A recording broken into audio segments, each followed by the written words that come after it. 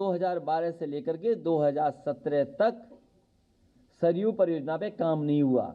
जो वर्षों से सरयू परियोजना रुकी हुई थी, अगर उस परियोजना को आगे बढ़ाने का काम अगर किसी सरकार में हुआ है तो समाजवादी सरकार में 12 से 17, और इसके साथ साथ राप्ती परियोजना को भी आगे बढ़ाने का काम समाजवादी सरकार में हुआ। अब योजना की लागत बढ़ा दो। जब लागत बढ़ जाएगी तो वही कार्य दिखेगा परसेंटेज में कि इतना कम हुआ है। तो कम से कम अगर ये बताया है भारतीय जनता पार्टी की सरकार में कि उन्होंने काम पूरा किया है, तो ये भी बताते जाते कि 12 से 17 में समाजी सरकार में कितना काम हुआ। और केवल यही योजना नहीं, गोरखपुर का एम्स बन नहीं सकता था अगर समाजवादी सरकार में जमीन न दी होती तो।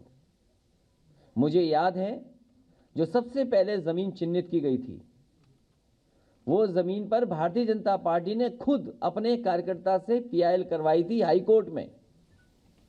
इस बात की जानकारी पत्रकार साथियों जरूर दीजिए, उत्तर प्रदेश की जनता जाने कि गोरखपुर में जहां सबसे पहले जमीन चिन्हित हुई थी एम्स की, वहां पर भारतीय जनता पार्टी के नेताओं ने मिलकर के भारतीय जनता पार्टी के कार्यकर्ता से पीआईएल हाई कोर्ट में कराई, जिससे कि वो जमीन एम्स को न दी जा सके। और आरोप समाजवादियों पे लगे कि वो एम्स नहीं बनने दे रहे हैं। उस समय सबसे महत्वपूर्ण जमीन समाजवादी सरकार में, वहां की डेवलपमेंट अथॉरिटी की जमीन देने का काम समाजवादी सरकार में हुआ। उसका परिणाम ये हुआ कि आज गोरखपुर में एम्स बन करके तैयार हो गया।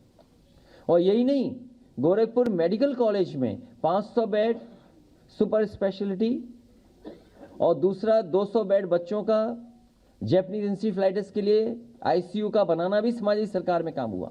कोविड के समय पर जितने भी अस्पतालों में लोगों की मदद हुई वो समाजवादी सरकार में बनी थी।